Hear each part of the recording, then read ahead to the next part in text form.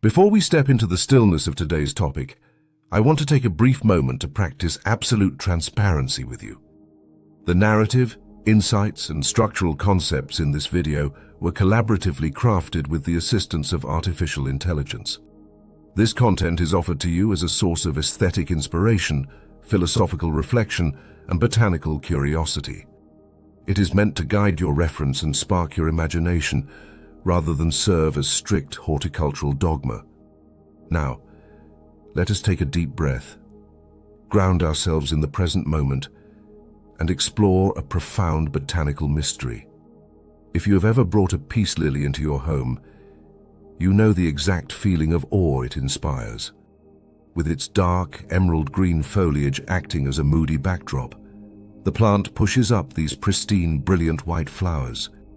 They look like delicate white flags of surrender, or perhaps elegant folded silk resting above a dark canopy. We buy them for this pure, striking contrast. We expect them to remain perfect. But over time, a slow, almost imperceptible transformation begins to happen. Wake up one morning, look closely at your beautiful white flower, and notice a faint lime green hue bleeding into the edges. Days pass, and the green deepens, spreading across the entire surface until the flower completely disappears into the camouflage of the leaves. The white is gone. For many of us, this triggers a sense of panic. We assume we have done something terribly wrong. We worry that our plant is sick, dying, or lacking essential nutrients. But what if I told you that this transformation is not a sign of failure, but a masterpiece of botanical intelligence? Today, we are going to decode the mystery of why the peace lily turns green.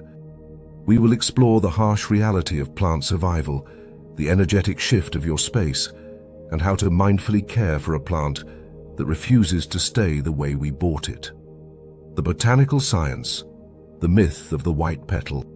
To understand why the flower turns green, we must first accept a very shocking botanical truth. The white part of the peace lily is not actually a flower at all. It is an illusion. In the language of botany, the peace lily belongs to the Araceae family.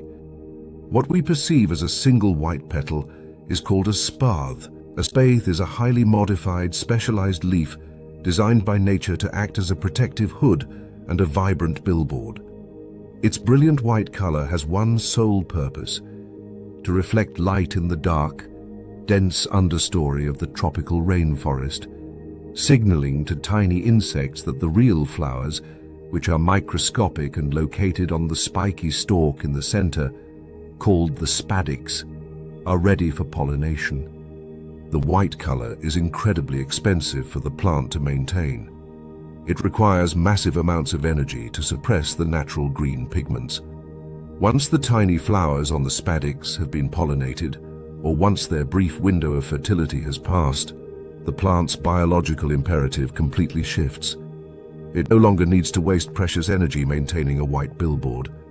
Nature is profoundly efficient. It does not care about our aesthetic desire for white decor. Once the spathe's job is done, the plant stops sending energy to keep it white. Instead, it begins pumping chlorophyll, the green pigment essential for photosynthesis, back into that modified leaf.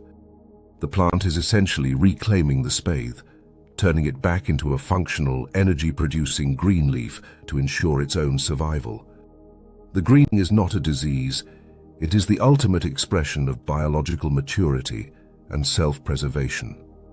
Light, fertilizer, and the survival instinct. While age is the most common reason for this color shift, the peace lily is also a highly sensitive environmental communicator. It will actively turn its spathes green prematurely if it feels threatened by the space it is living in. Consider the lighting in your room. Peace lilies are famous for tolerating low light, but tolerance is not the same as thriving. If you place your lily in a corner that is simply too dark, the plant senses a crisis. It realizes it is not generating enough energy to sustain itself. In a desperate bid for survival, it will prematurely flood its white spathes with chlorophyll, forcing them to become solar panels to capture whatever dim light is available. It sacrifices its beauty to save its own life. Conversely, we humans often try to force nature to perform. We see a greening flower and we think it needs more food. We flood the soil with synthetic nitrogen-heavy liquid fertilizers. But nitrogen is the primary building block of foliage. When you over-fertilize a peace lily, you overwhelm its system. The plant responds to this chemical flood by producing massive amounts of chlorophyll, turning even the newest, youngest spathes a muddy, vibrant green before they ever have a chance to open fully. The plant is constantly reacting to your actions. It is a living, breathing entity that prioritizes grounding survival over fleeting, artificial perfection. The energy shift, from healing to grounding, in the realm of spatial energy and Zen philosophy, this botanical transformation holds a deeply poetic meaning. When a peace lily displays its pure white spathes, it carries an energy of extreme purity, clarity, and new beginnings. White is the color of cleansing. It acts as an energetic filter in your home, absorbing the chaotic frequencies of a busy life and radiating a soft, high-vibrational calm. But when the spathes transition to green, the energy of the plant shifts dramatically. Green is the color of the earth, of deep roots, and of survival. It represents the Wabi-sabi philosophy, the Japanese aesthetic that finds profound beauty in the natural cycle of growth, decay, and imperfection. A greening peace lily is no longer trying to impress. It is settling in. It represents a shift from the fragile energy of manifestation to the sturdy, quiet energy of endurance. By accepting the green flower, we practice the art of letting go.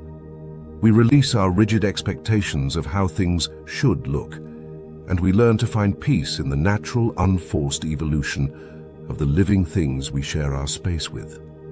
Mindful pruning and amp, zero mess. However, embracing nature does not mean abandoning the aesthetic harmony of our homes. As the spathes turn dark green, they will eventually begin to brown, wither, and collapse as their life cycle concludes. If left untouched, this can create visual clutter and disrupt the serene atmosphere of your sanctuary. This is where the Aquatelier practice of mindful pruning comes in. Pruning should not be a rushed chore.